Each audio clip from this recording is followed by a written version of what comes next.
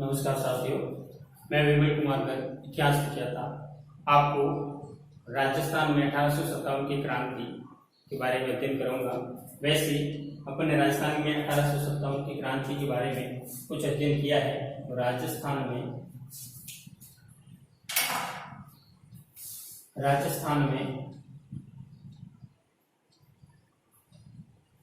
1857 की क्रांति, राजस्थान में 1857 की क्रांति। देखिए, हमने राजस्थान के अंतर्गत प्रमुख स्थल पढ़ लिए।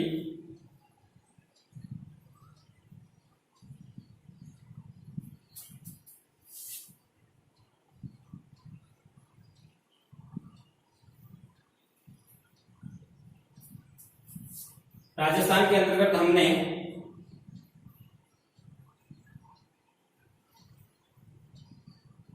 कुछ स्थल पढ़ लिए थे, जैसे यहाँ अजमेर,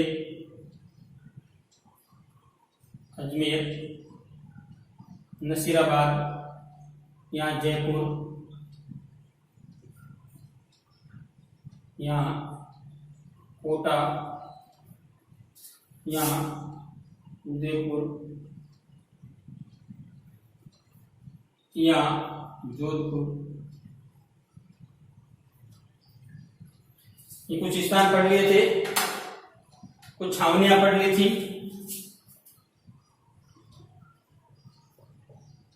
रामसिंह सेकंड,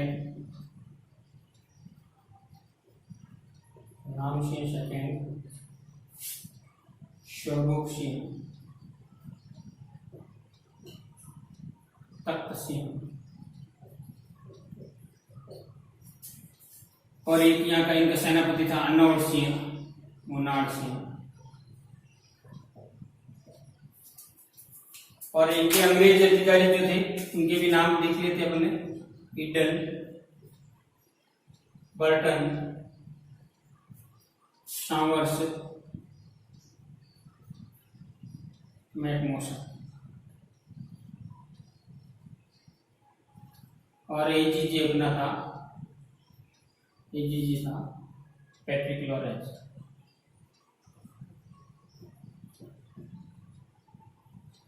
ये सब कुछ अपन ने पढ़ लिया था, और ये भी पढ़ लिया था यहाँ नसीराबाद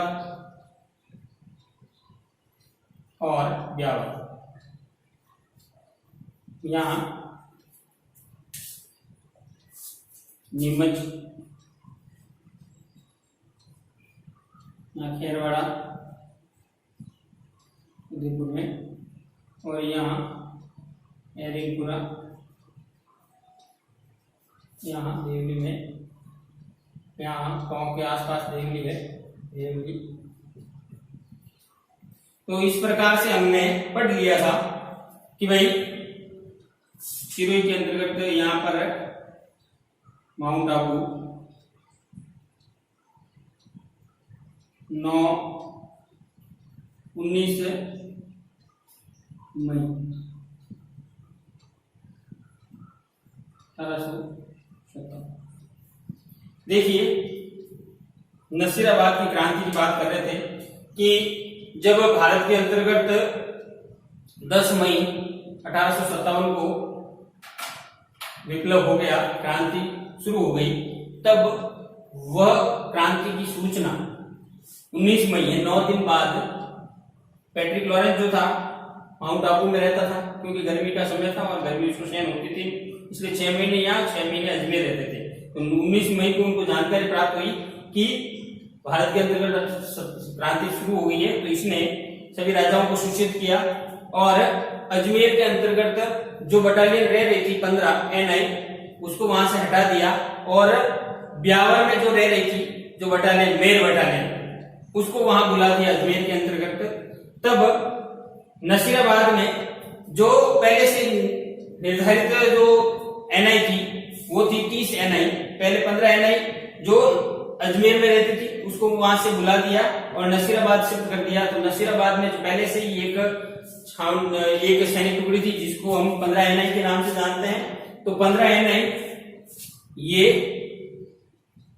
और 30 NI बंगाल इन्फेंट्री।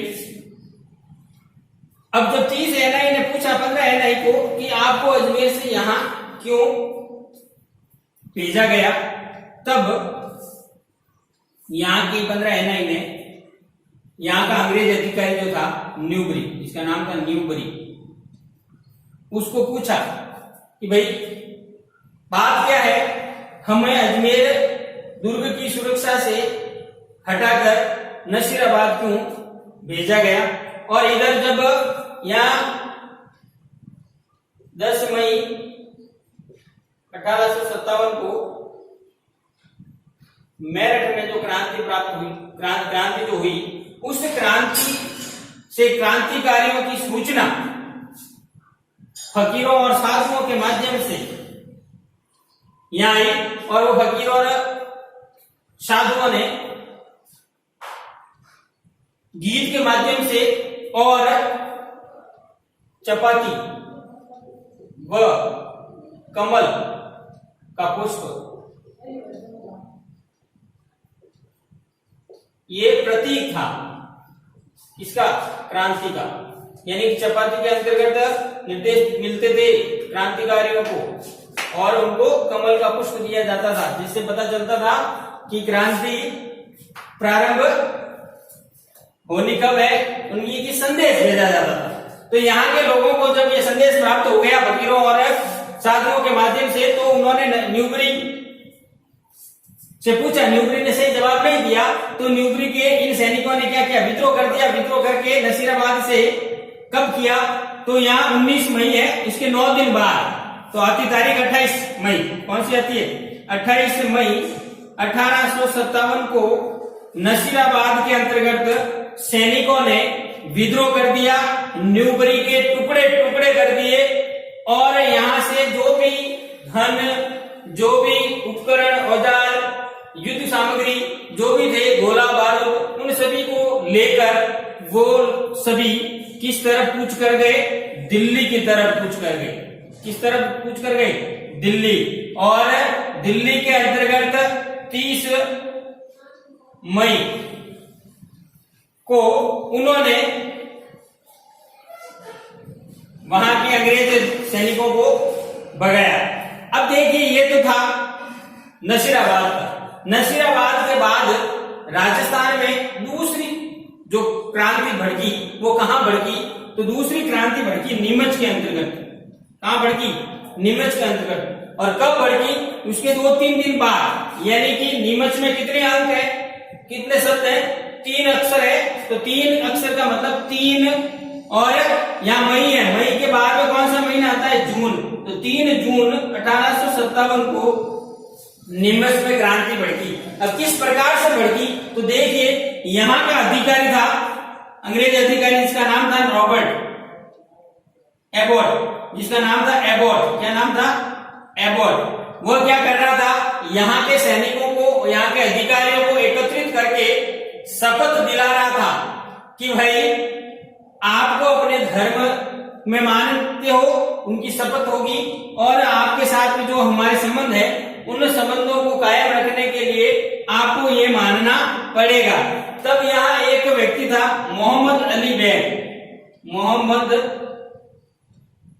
अली बेग। मोहम्मद अली बेग ने अबॉट से कहा, मान्यवर, उस समय आप कहां थे जब अवध का राज्य छीना गया था? उस समय आप कहां थे? आपने उस समय हमारी शर्तें मानी थी, तो हम आज आपकी बातें क्यों माने? ऐसा उसने कहा था। तब यहाँ के नीमच के जो हीरा सिंह थे, उसके नेतृत्व में यहाँ के सैनिकों ने मिलकर विद्रोह प्रारंभ कर दिया। विद्रोह प्रारंभ किया और यहाँ पर एबॉट को मार दिया और इसके पुत्र बीबी बच्चों को मार दिया। फिर यहाँ से जो बचे हुए जो नीमच के जो सैनिक थे, अंग्रेज अधिकारी, भारतीय सैनिक नहीं, अंग्रेज अधिकारी लगभग 40, संख्या कितनी थी, 40, वो वहां से अपना जीवन बचाकर भागे। और भागकर किस तरफ भागे, उदयपुर की तरफ, क्योंकि उदयपुर के अंतर्गत ही उनका अंग्रेज अधिकारी रहता था, तो उदयपुर की तरफ बढ़े तो यहाँ एक स्थान आता है डुंगला। यहाँ एक डुंगला नामक स्थान आता है चित्तौड़ के पास में। डुंगला नामक स्थान पर उन्होंने शरण ली। किन्होंने? अंग्रेज अधिकारियों ने, अंग्रेज सैनिकों ने शरण ली और वहां के किसानों ने उसको शरण दी थी। लेकिन इधर से सामरस ने स्वरूप सिंह को कहा कि हमारे जो अंग्रेज अधिकारी है वो आप उनको सुरक्षित स्थान पर लेकर आए। तो स्वरूप सिंह ने अपनी सैनिक सहायता से इन अंग्रेज अधिकारियों को डुंगला से उदयपुर के पिछोला झील के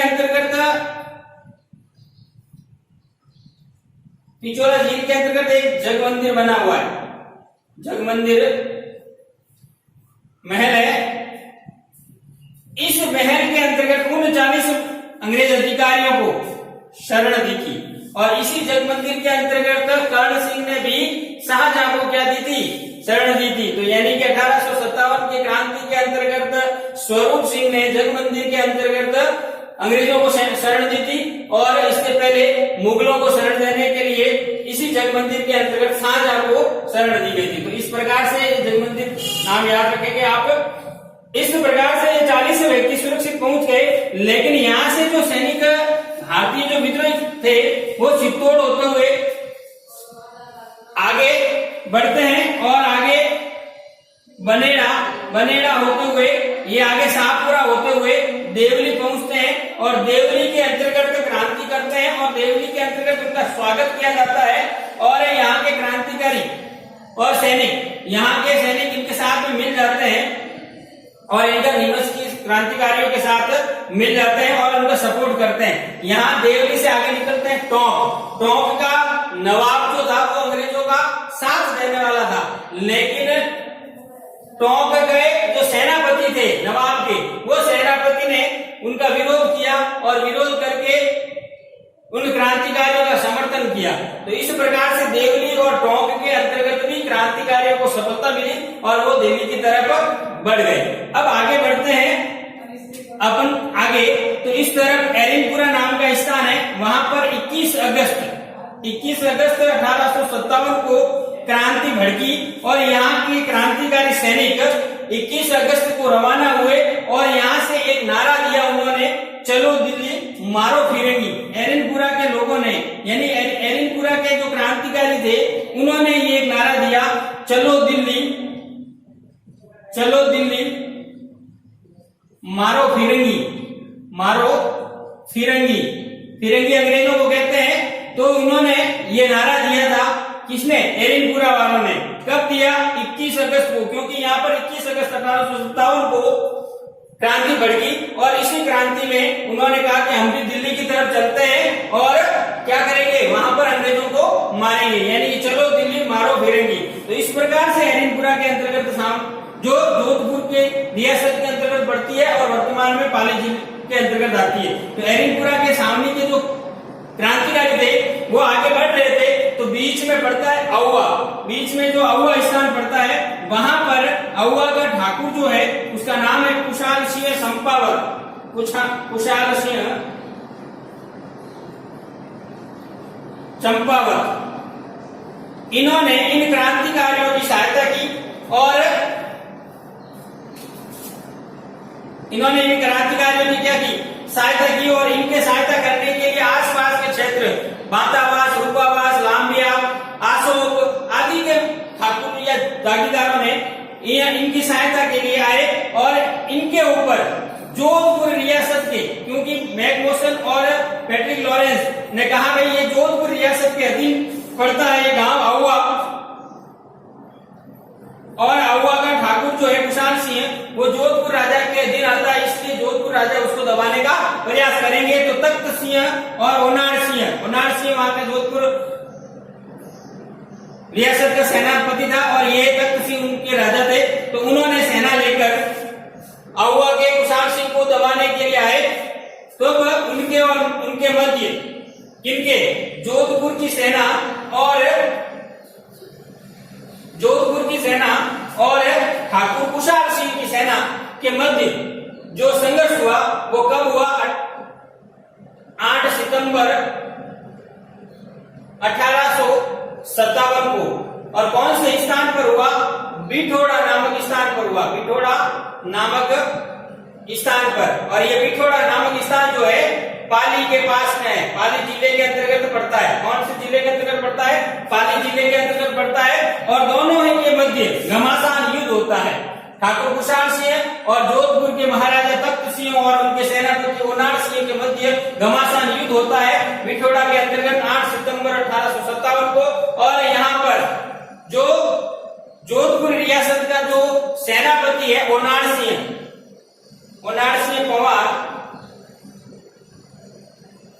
वो इस युद्ध के अंतर्गत मारा जाता है, उस युद्ध के अंतर्गत मारा जाता है। और उनकी जोधपुर राजा की क्या हो जाती है? हार हो जाती है। और इसमें वो हार जाता है। बिठोड़ा के युद्ध के अंतर्गत, जो बिठोड़ा नामक स्थान पर जो युद्ध हुआ, उस युद्ध के अंतर्गत जोधपुर की सेना हार जाती है। और फिर जब ये हार जाती है तो दूसरी बार वापस कुशाल सिंह को हराने के लिए अंग्रेज अधिकारी पैट्रिक लॉरेंस, और जब कहते हैं कि बड़ा अधिकारी आता है तो छोटे अधिकारी को आना स्वाभाविक है, तो जो पैट्रिक लॉरेंस था वो अपनी सेना लेकर आया। और उसके साथ में कौन हो गया? मैकमोसन, क्योंकि मैकमोसन उसका क्या था?